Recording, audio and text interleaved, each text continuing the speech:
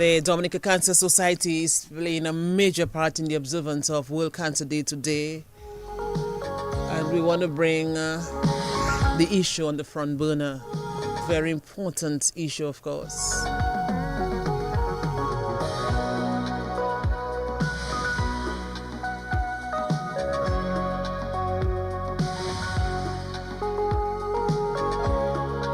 So I welcome you to Talking Point. Our guest is here already. Looking lovely. I love this pink. DBS Radio, good morning to you wherever you are at this time. Today is being observed as World Cancer Day. I want to focus on creating greater awareness about cancer. It's not a conversation that evokes any kind of, excitement. It's not a sexy topic, so to speak. In fact, it is a disease that many people dread discussing. But we have to discuss. We have to. So let me welcome you. The Dominica Cancer Society, the DCS. It's a non-profit organization that is really dedicated to fighting cancer through education. I was reading up on their online on their websites. Through education, let me see what I can remember, through empowerment as well, and support for individuals, families and communities in Dominica. And as I said earlier, today has been observed as World Cancer Day. So we want to discuss the significance of the observance and sort of put a greater understanding of the situation in Dominica and the challenges that the Dominica Cancer Society is facing, in the quest to offer support and to those affected by cancer. Let me go to Studio 2 and welcome our guest, Yvonne Alexander, the last name. Of course, you'll introduce yourself. I have to get accustomed to the last name. Good morning to you. Welcome. Hello, good morning. Good morning to everyone across Dominica. And I know that we extend through, radio across the region and indeed across the world. A pleasant good morning to everyone. A special shout out to all those who are affected by cancer directly or indirectly.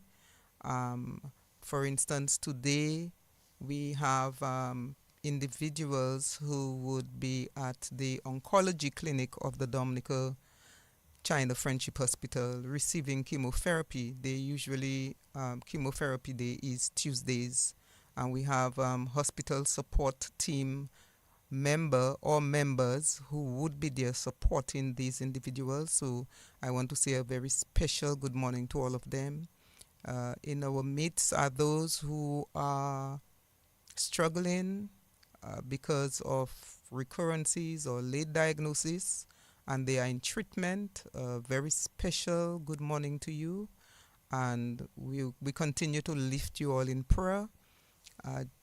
Pleasant good morning and special good morning to our general membership and in particular our board of directors, because we are all volunteers and it's becoming increasingly difficult to get individuals to volunteer their time, their talent, and sometimes their treasure to such causes. But the Dominica Cancer Society is relevant, and we continue to be committed simply because of everything that is happening around us health-wise. And so thank you so very much to DBS Radio for again inviting us to be able to bring relevant information about cancer and cancer awareness to the public of Dominica. Thank you so much for having us. Certainly is a pleasure, and I listened to an address from you and I was deeply touched, and when I realized, obviously, it is World Cancer Day, so ahead of the realization for me, I said, let me call you. Yes. And I'm very happy that you just answered and said, yes, I'll be there. I'll be there. So I also want to recognize the role that you continue to play in all of this. I know it's not a simple thing. It's not easy. You have so many challenges, of course. When you take up duties like this, when you look at the disease, cancer itself, the exorbitant costs associated with treatment and care, and all of that. But I just want to recognize you and the other persons, of course, who are really fighting the fight. Right. I know it's a team effort. Yes. And you are the helm, but let me just publicly congratulate the Dominica Cancer Society for this. for this effort that you are putting into this. For me as well, it's a very personal conversation because I lost a brother not too long ago. You know, Right. he was buried in October. Mm-hmm. You know, young man, Young man. died. You know, cancer. That word, that big C. You know, it's not something that we like to say, but we have to. We have to. We are living with this. So, all Yes. right. And I know sometimes it appears that for some segments of the public, they say, well, you know, here she goes again, Yeah, no. talking about I cancer. hope people But are not saying this. we can't stop speaking about it. We can't stop raising awareness. And while I'm at the helm at the moment, I also want to recognize those who actually started this movement over 30 years ago. One of the oldest surviving cancer, one of the longest surviving members of the Cancer Society, Vina Roye, Oh yeah. is still continues to be part of our hospital support team. I'm remembering Juliette Lewis, who also served previously on the board of directors. I want to say a special hello to her. Of course, there was Kathleen Cornelius, and there are so many others who have served the board of directors in numerous ways. And I want to say thank you to them as well, because what is happening here is continuity of effort started by them. We cannot forget people like, there are some who are deceased at the moment, and the name Claudia Emmanuel always comes to mind because she was like a stalwart in ensuring that all the admin needs of the organization were met at that time before we had a fully operational office. There's a saying in local parlance, toujours là. She was always there. Yes. As long as she could do it, she would. Yeah, so we really do want to recognize and mention these individuals. Although we are supposed to be speaking just World Cancer Day and the significance of the day, the fact is all of this is significant to our continued existence. So I thank them for their service, and we, at the moment we're looking forward to many more individuals coming on board. I think, like my message said, a diagnosis of cancer is really very personal, and we understand that there are individuals who would prefer to deal with it privately, and we understand that. But I think also that there must be those of us who are willing to speak, to share our stories, to encourage, to empower, to allow individuals who are now affected and families to know that they are not alone, that there is an organization that can assist, that can support.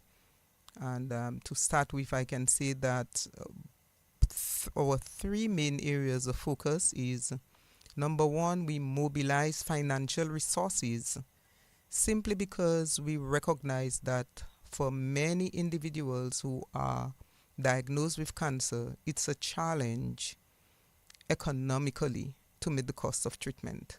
So this is one of our main areas of focus.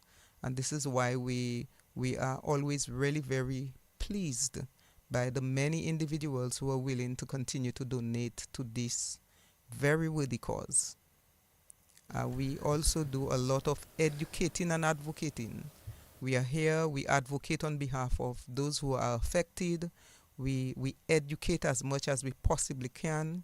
Sometimes we are just out there sharing information, but we also want to encourage groups, organizations to invite us to come in to speak to your staff, to come in to speak to your social groups, churches or whatever organizations you have.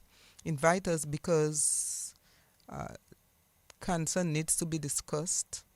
It needs to be spoken about openly, not with fear, to demystify that it is a death sentence, and to encourage individuals to take personal responsibility for our health. This is the only way we are going to ensure that the predictions of the World Health Organization that incidents of cancer are going to increase and that many more people are going to die. Okay, probably incidents may increase, But if we take personal responsibility for our health, it may decrease. And certainly, we can do all we possibly can to ensure that we do not die from cancer. And then, of course, we provide psychosocial support. We do so through different groups. We have support groups. We have a very vibrant support group in the north of the island. And I want to say a special hello to people like Irma Lloyd, Cynthia Aaron and her group, who are keeping the Northern Cancer Support Group very vibrant, very, um, you know, they do a lot of work in the north of the island. We have a Rosa support group, and we have a hospital support team. So a member of the hospital support team would be at the hospital today during oncology, at the oncology unit, for the meeting the patients who are going through treatment.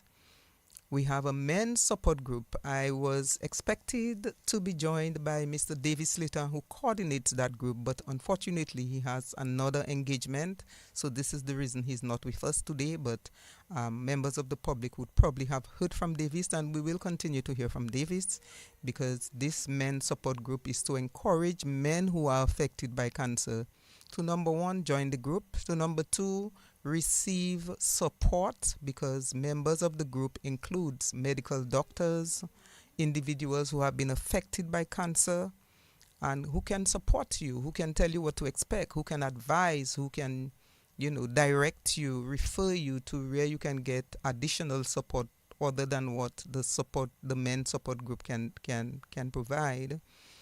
We have a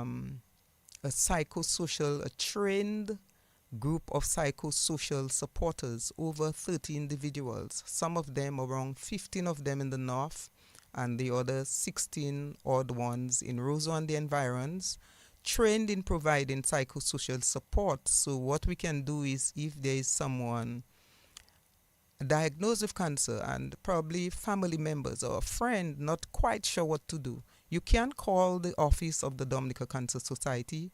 We have an application for psychosocial support. The individual can fill it up, and based on the information that you give us, just basic demographic information about the individual, we can select a psychosocial supporter to accompany this individual, to speak to the individual, to meet them, to support them, to assist in just comforting them. Sometimes it's just to sit and listen to how they feel about being diagnosed. So this is, in a nutshell, a little bit about who we are and some of the diverse services that we offer as the Dominica Cancer Society. Let me ask you, is this a daunting task, or maybe I should rephrase that? Is it depressing at times? Challenging, but not daunting or depressing. It is not. Not. Okay, go ahead and probably I'll tell you why I asked this. the reason being that I think certainly challenging at so many levels. Challenging because you really wish nobody had to be diagnosed with cancer. Challenging because we have limited resources, human and economic. Sometimes the amount that we are able to provide to assist individuals to meet the treatment is not all that the individuals requires. So we do a lot of referrals to government and other organizations that we think can assist. Challenging because we wish many more people who had knowledge and skills could come on board with us. We have, on paper, we probably have almost 200 members, but in terms of probably 20 to 25% can be said to be actively engaged with the organization. So to a certain extent, this is challenging. Challenging because we are seeing, and because we receive requests for financial assistance, we are seeing many more young individuals being diagnosed. So when I first became involved with the Dominica Cancer Society, many of us who were diagnosed were probably in our 50s, 60s and older.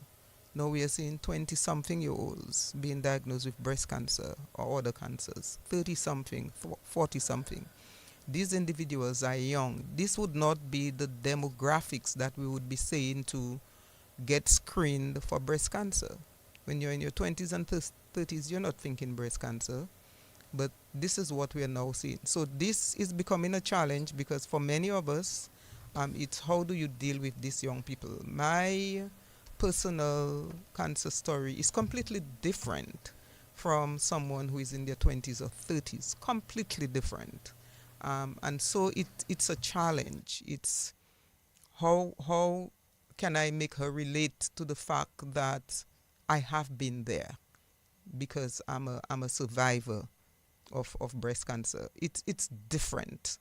You know, losing your breast at 20 to 30 years is different from losing a breast in your 50s or 60s. You know, it's completely different.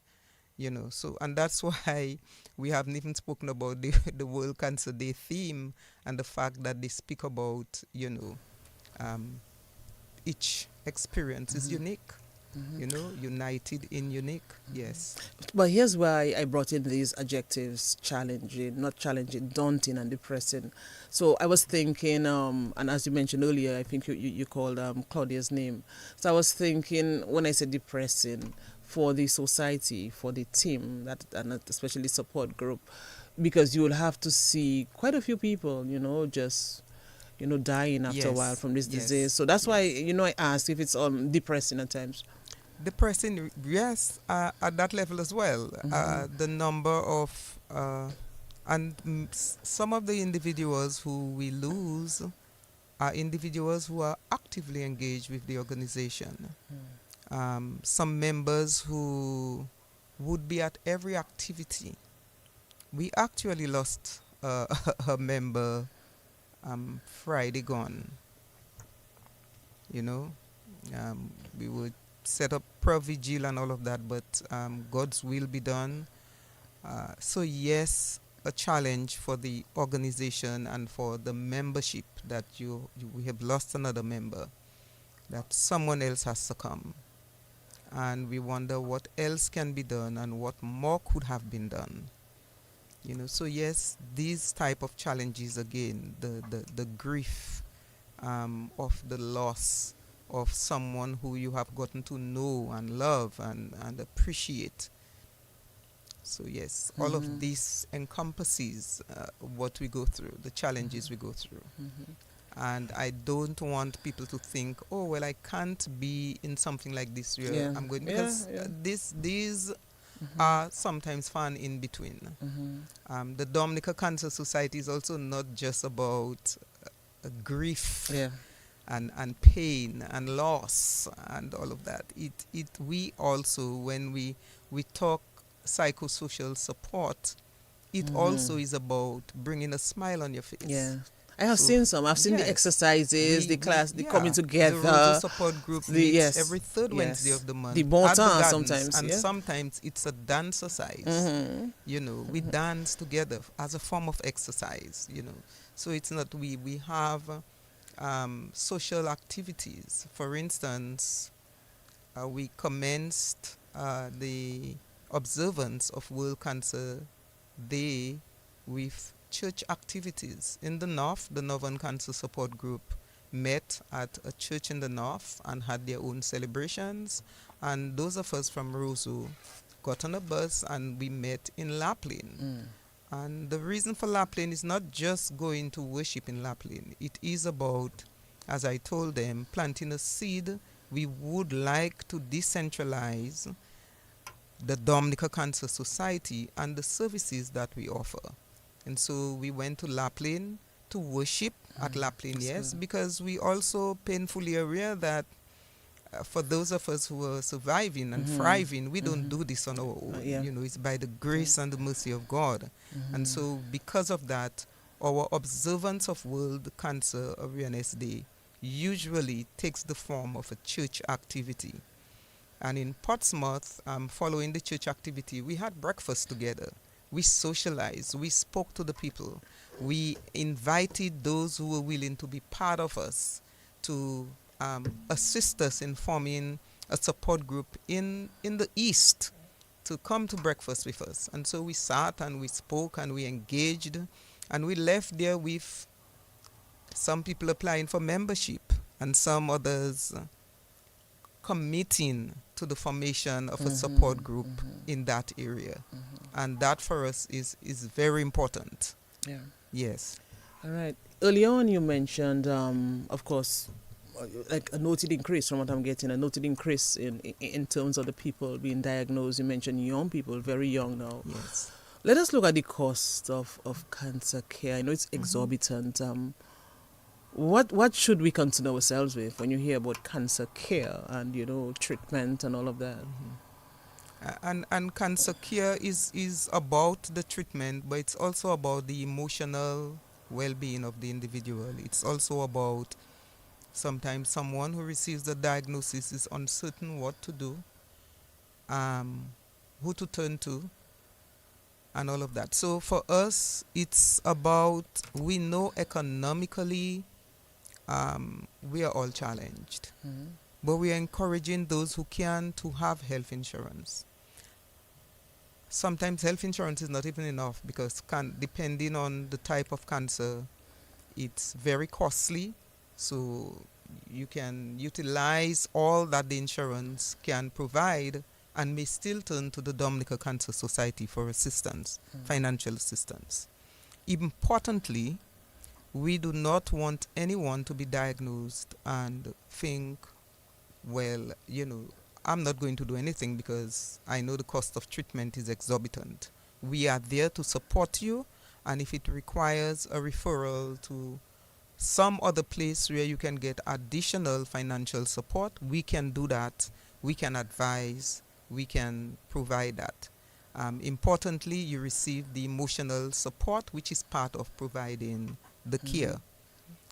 Ideally, we are really hoping, I know there has been discussions at the level of government about some sort of national insurance scheme.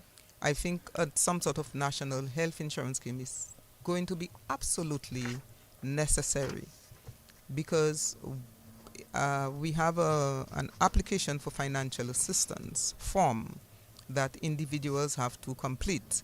We're not asking for all your business, but we just want to know, like, what are your means, and whether based on what you're asking for, you really absolutely need the assistance of the Dominica Cancer Society. So we are mindful of the salary base of some individuals, and we understand that many individuals are living probably from paycheck to paycheck. Really, what you work for can barely just meet your day-to-day needs, and so that poses a challenge for many individuals to consider that I am ill, but the surgery is in the thousands of dollars depending on what type of surgery. The chemotherapy is in the thousands of dollars. If it's radiotherapy, thousands of dollars. Then there are all the diagnostic tests to be able to stage the cancer. All of them cost hundreds and sometimes in the thousands of dollars. Not everybody readily have that kind of money. And so we are able to provide some support for this, the financial assistance.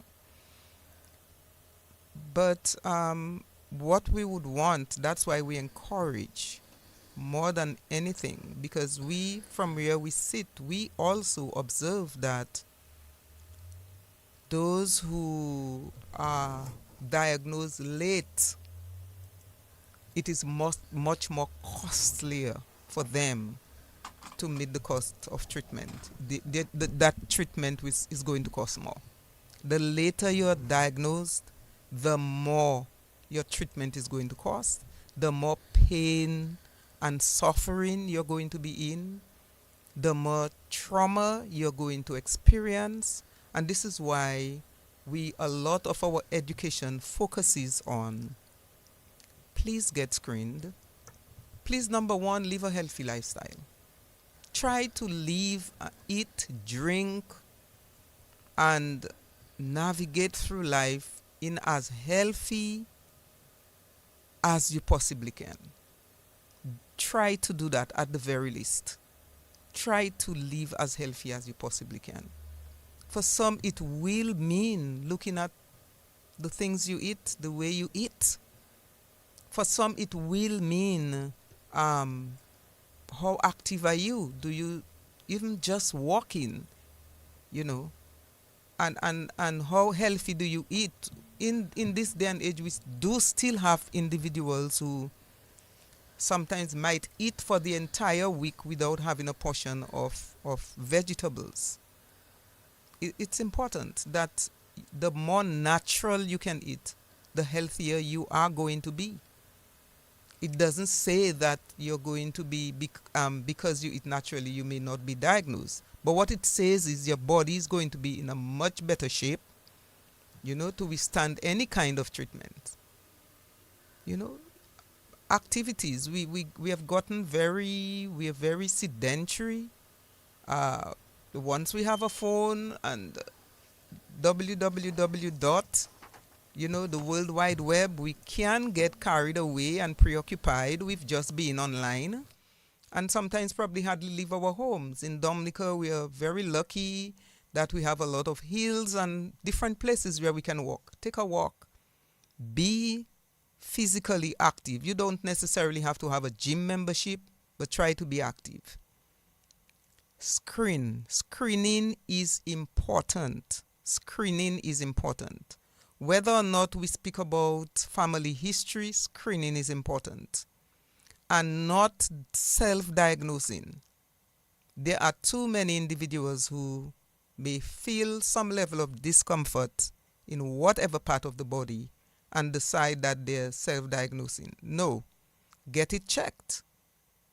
Right now, people are being diagnosed with breast cancer in their 20s and 30s. If you're feeling something uncomfortable in your breast and you're in your 20s or 30s, that's not something you self-diagnose. This is something you need to have some medical intervention.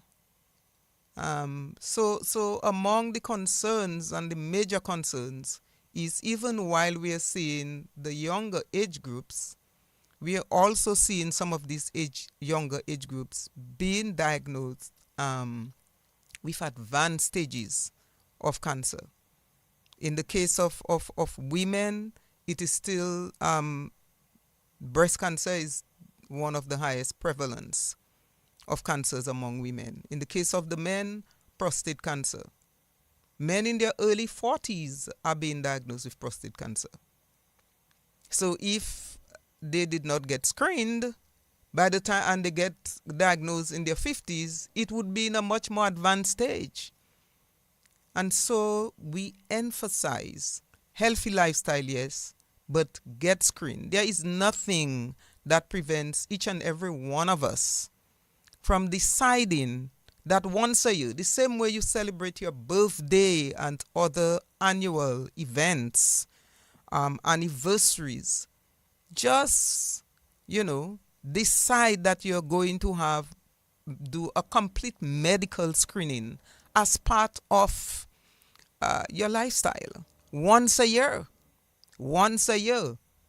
and allow the medical professionals to screen you for like anything and everything. Pap smears and breast cancer screening for women, prostate screening for the men who are over 40 years, and there are different tests, blood tests, that can assist in determining the state of your health. Ask for those tests.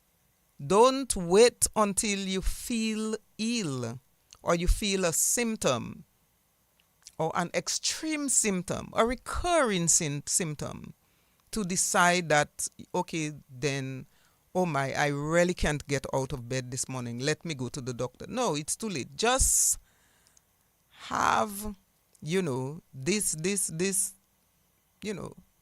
just tell yourself that we do so many things. We celebrate so many things annually. We look forward to annual celebrations. Just do an annual medical check. This is my encouragement to everyone listening right now. Mm-hmm. You can't go wrong with this. You said in an address that cancer is more than a medical diagnosis. It is a deeply personal matter. But Yes, you're saying this, and I'm thinking of even before the diagnosis, it's a personal matter. It's a personal choice. But right, you have to follow the instructions. right. It is deeply personal. It is deeply personal because I and sometimes I always have to refer to myself as at the time I was diagnosed, I was working in Barbados. And the first, my children, I have one son who resides in Dominica. They are all adults, and three others who reside in the US. So I told myself, I'm not even going to bother them. All of them will. I'm not even going to bother these children. Oh Lord, how do I like just take care of this on my own? Just thought it was a personal matter. And then, something else in my head triggered me and told me, no, you can't do this. And I called a very good friend of mine. I'll always mention her, Tina Alexander, because I knew she was involved with the Cancer Society. I told her, you'd never imagine what happened. And I'm saying you'd never imagine because as far as I'm concerned, I am healthy, I am and while I felt this lump, I just wanted this lump to be removed because I felt uncomfortable having a lump that they were saying was not showing up on a mammogram. So, and she put me in my place and told me, no, no, no, no, no, you can't, this, as personal as it is, you have to tell the children. So it's deeply personal. You don't have to announce it to the whole world one time. It is deeply personal. You can decide who you're informing. So in my case, I decided who I would inform incrementally. So my children, my sister who was a nurse in the US and came to Barbados to join me, my prayer group in my parish, things like that. You decide incrementally because all you want now is who absolutely need to know and can provide what you need at that particular point in time. But I still want to encourage people not to take this deeply personal to the point where you sit with this and do nothing. So we've had individuals who've done this. Sit with this, it's deeply personal, did nothing until the lump is popping out of the breast. If the lump gets to the point where it's popping out of the breast, it's not just the breast affected anymore. So you don't take the deeply personal can mean I don't want the general public to know. And we understand that. But please, we encourage you, we can provide support, psychosocial support, financial support, assist you in navigating through, because so many of our members are familiar with the healthcare system and what you may require at any particular point in time. Deeply personal, but please consider sometimes it's traumatizing for you to keep that kind of information to yourself. There has to be someone you can share it with that will assist you in getting to where you need to get the support that you need. So, we don't want to take the deeply personal to our detriment, to the point where we do nothing because, well, that's my personal business. Yes, we understand that. But still, we all need help when we are facing challenges. And try to get the help wherever you can. The Dominica Cancer Society can also provide help. We're looking at cancer on Talking Point this morning. As I said, it's not a sexy topic. It's some people feel it's depressing, but it's something that we definitely have to discuss. Yvonne, let us just sway a little from the deeply personal, and the medical diagnosis itself. I want to zero in somewhat on the observance today, of course, World Cancer Day. I listened, as I said, to an address that you gave. Yes. United in our goals, I think, unique in our needs. Yes. What would you like people to take from this theme? So what we want to take from this is we are grateful that at this point in time, attendance at the oncology clinic is free. So once you're diagnosed and you go to the consultation at the oncology clinic of the Dominica China Friendship Hospital is free. But you pay for the medication if you're going to be, if you have to get any tests done and all of that, you have to pay for it. If you need chemotherapy, you have to pay for it and all of that. But just meeting the oncologist is a free consultation. We are grateful for this. But for a while, we have been very concerned. We're not medical doctors. We do have some medical doctors who are members of some of our support group.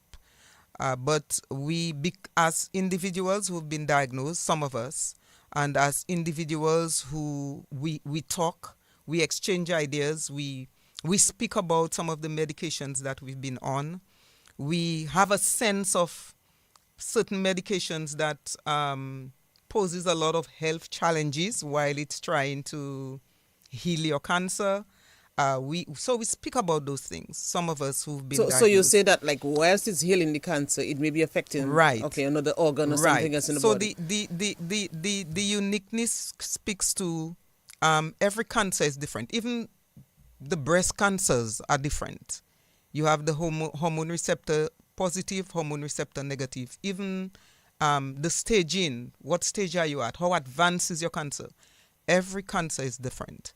And for a while, we were a bit concerned about certain medication, like we had a standard like everybody who has a headache gets paracetamol, regardless of the disposition of the person or the medical conditions the person has, or the type of headache it is, if it's just a simple headache because you're probably dehydrated, or a migraine headache, but everybody gets paracetamol. And I'm using that just to draw an example of the way that we saw the cure being dispensed in the past. And to a certain extent still now. And the uniqueness and all of that means every individual is different. Pathologically, we are different.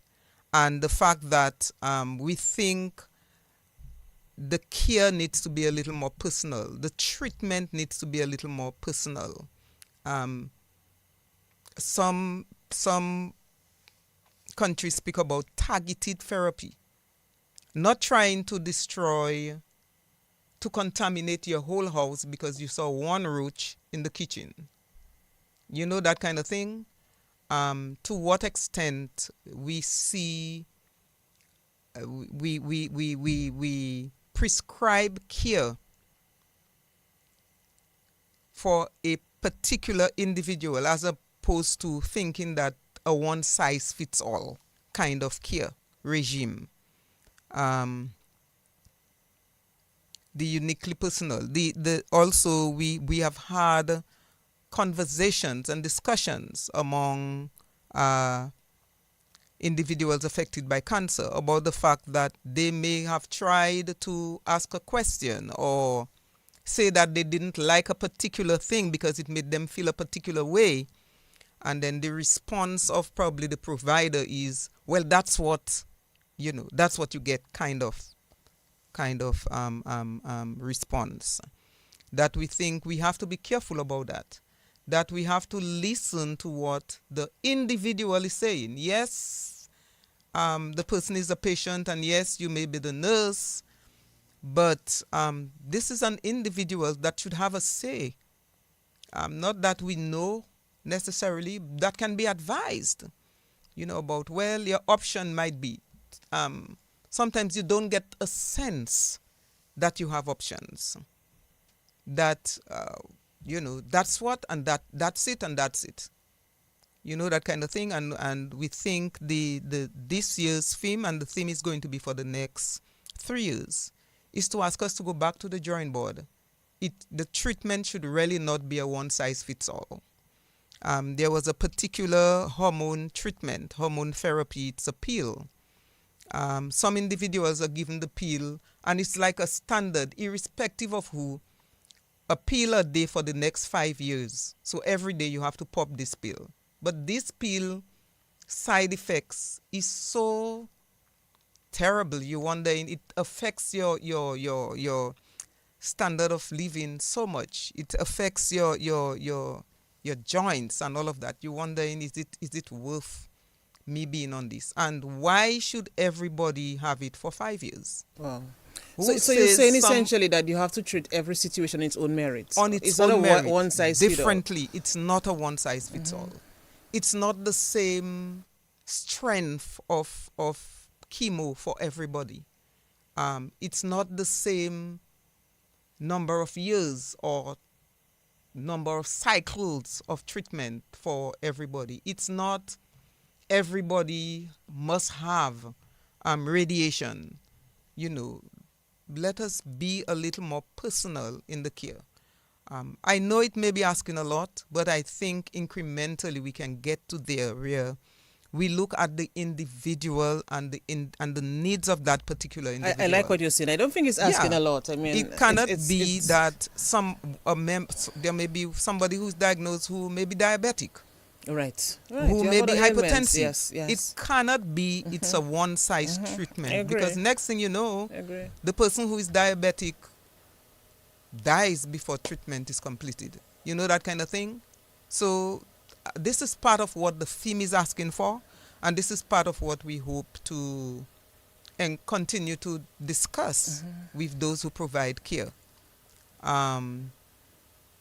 There is also, you know, I mean, it's we are grateful for what is being done. We note that the health team at the moment is very empathetic, very compassionate, very caring, and we want to give that to them, you know. But we are still saying we have work to do. I think on the live, I think you mentioned Irma Lloyd, right? Yes. Okay, she's saying our bodies are all different, so we will have different side effects. Right. And that is so different true. side effects. Right. You know, and if I recall a particular individual being in treatment, and when I visited the individual could hardly eat, and I said to the individual, if you need to say to the doctor, irrespective of the fact that they're telling you know, every other week that you would get, let them know your body cannot withstand that kind of treatment, and the treatment might end up doing more harm than good. And the person spoke up, because sometimes the patient feels that, well, I do whatever the doctor says.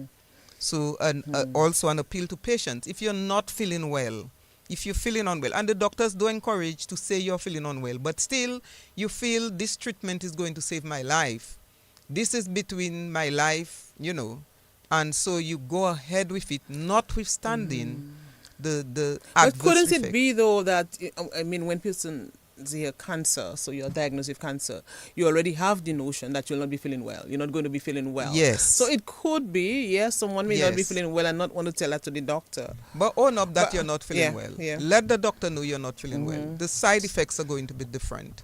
Let them know that you're not feeling well. And as a matter of fact, when I was diagnosed, I opted to have surgery without blinking an eye. In fact, I wanted to have a double mastectomy. Crazy thought, but I thought no breast cancer. Take both of them. I didn't care. The right hand I offends was you, cut it off. approaching 60 years, so it really didn't matter to me. I was about 60-ish. I just turned 60. So, no, I just turned 59. Wow. I remember it was here. So for me, it was, okay, you know, take both. And then my counselor and the doctor had to talk me out of having the second breast removed. You don't remove your breast if there's nothing wrong with it. But I, from the very beginning, I personally decided that I am going to have a say in whatever it is that you all are doing. And that's good, but not Yes. everybody can do it. Not Like everybody you can do that. accepted it early and you Not just tell everybody yourself, can yes. do that. I know. But I said I was going to have a say. So I recall I was going to be questioning that oncologist about why he thought after the surgery and successful surgery, and they did the dye test and there is no spread and whatever, why you want to give me chemo?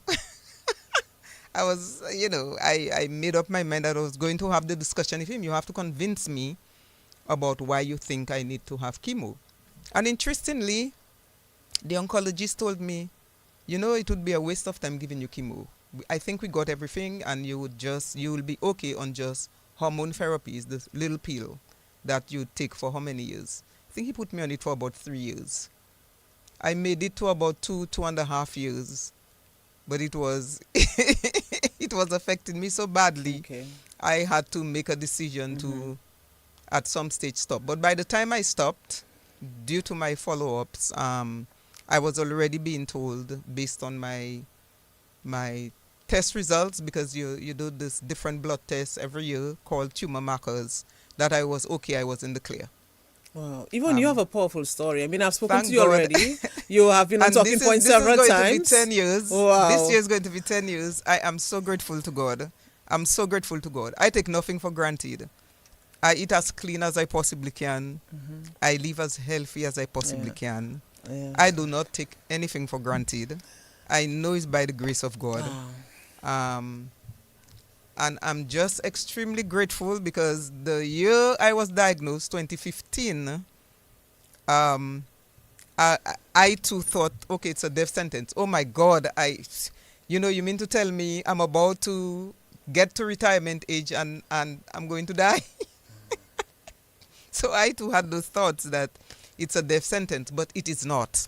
Yvonne, I'm so happy I got 10 you years again later, today. I'm here. Yes. Last night I called you and you disagreed. I'm so happy because, as I said, I've spoken to you on Talking Point several times already. Yeah. I've been on Connecting the Dots. We have always had a conversation like this. And your story is always very powerful. So you see how unique it is? Because every time you tell the story, there's another dimension to the story. Yeah. And that is what the theme is saying, Every story is unique. I recall saying to someone, every time you see me, don't think cancer. Yeah. Because I have been healed. I have been cleared of cancer. Amen. So don't see me and immediately think cancer. See Yvonne. Okay, yes, she's the president of the Dominica Cancer Society, or she's a member of the Dominica Cancer Society. But this is just Yvonne. Healthy Yvonne walking around. Not Yvonne with cancer. And people think those things every time they see you. So part of the theme is saying, look at the person. It's a person walking there. It's not cancer walking there. It's a person. So that is part of what the theme is all about. Yes. We are nearing the end, though, but let us look at the Dominica Cancer Society in reference to what you all are doing to help support, of course, people who are diagnosed with cancer, fundraising. I want to look at these things, Yes. How much help are you receiving? I know one of your major activities is the walk, right? The walk for cancer care So and all of that. Yes. The walk is the major fundraising activity. This is the time when most of our corporate sponsors will come on board and assist us. It of course costs to implement the walk. We print T-shirts. We need to recover the cost of the T-shirts and the cost of printing the T-shirts. We try to sell the T-shirt at a cost where we don't operate at a loss. Sometimes we almost break even because costs are going up, and so we are extremely grateful to all of those who purchase the T-shirts, come on board, and beyond purchasing the T-shirt, makes donations to the Dominica Cancer Society. We really want to encourage that and to assure people we do, our financial statements are audited every year. We table it at our annual general meeting every year. In our annual report, so for the period last year, January to December, we dispensed over $100,000 in financial assistance to over 50-something people. It's in the annual report. So, it's almost like every week there is someone who needs help. And on average, we give about $5,000 on average to almost everyone who applies, depending on, if the cost is less, then they will get less. So we always welcome financial assistance from whoever it is that can provide. Apart from the annual walk, sometimes we try to do things like raffles and so on. You have really very little returns from things like raffles. Okay.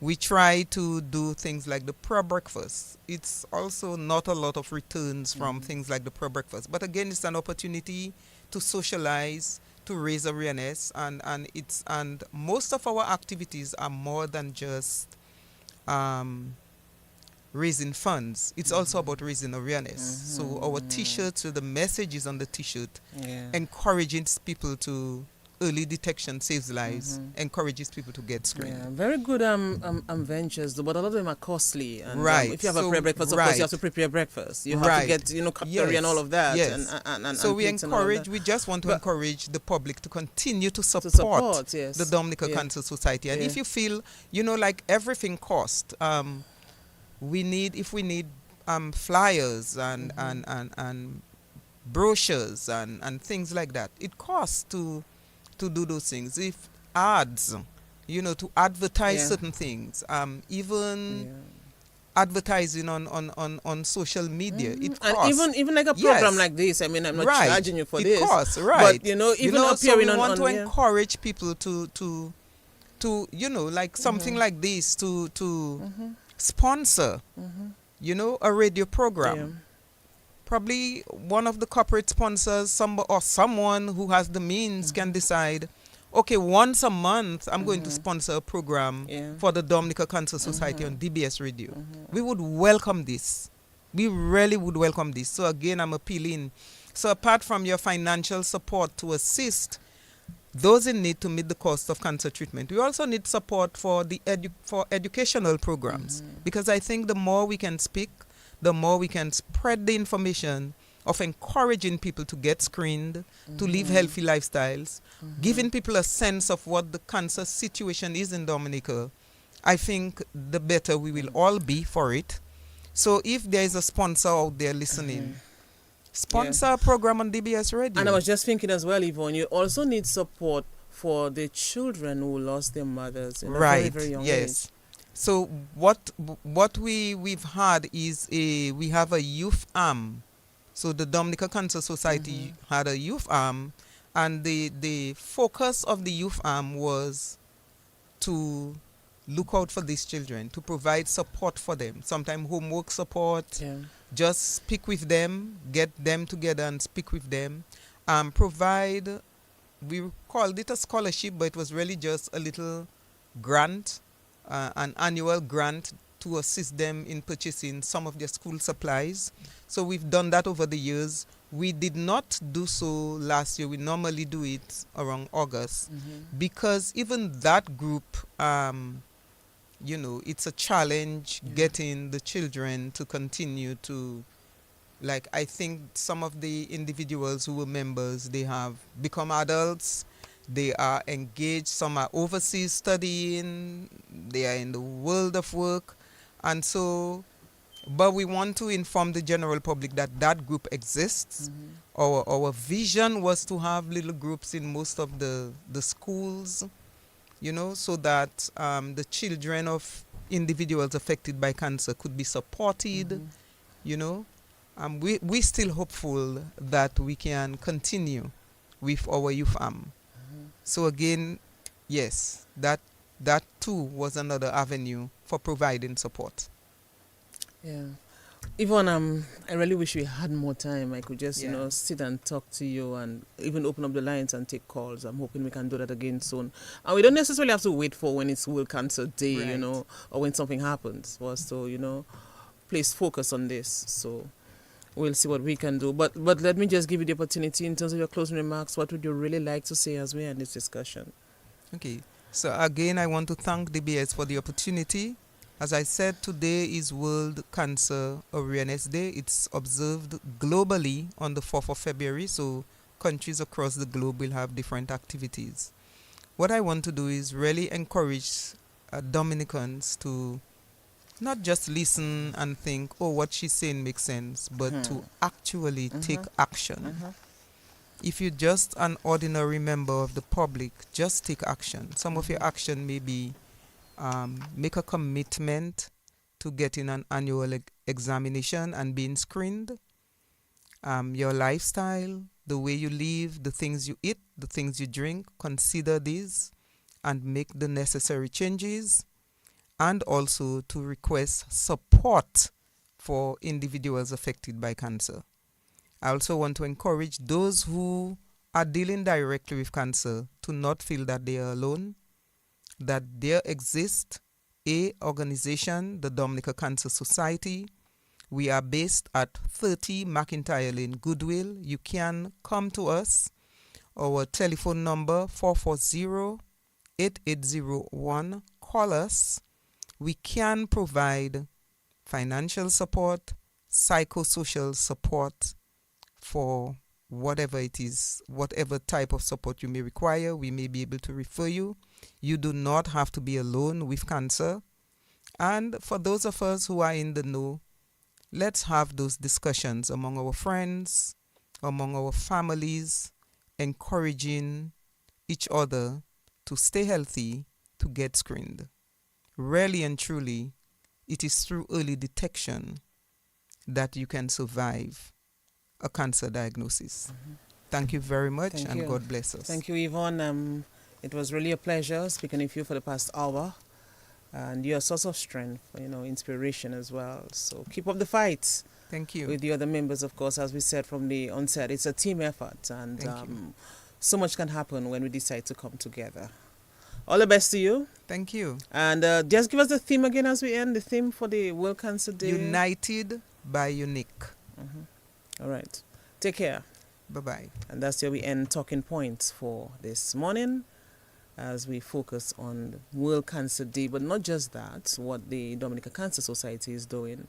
Looked at some of the challenges. We did not speak of really many achievements, but we looked at the challenges for the Dominica Cancer Society. Stay tuned. You're listening to DBS Radio.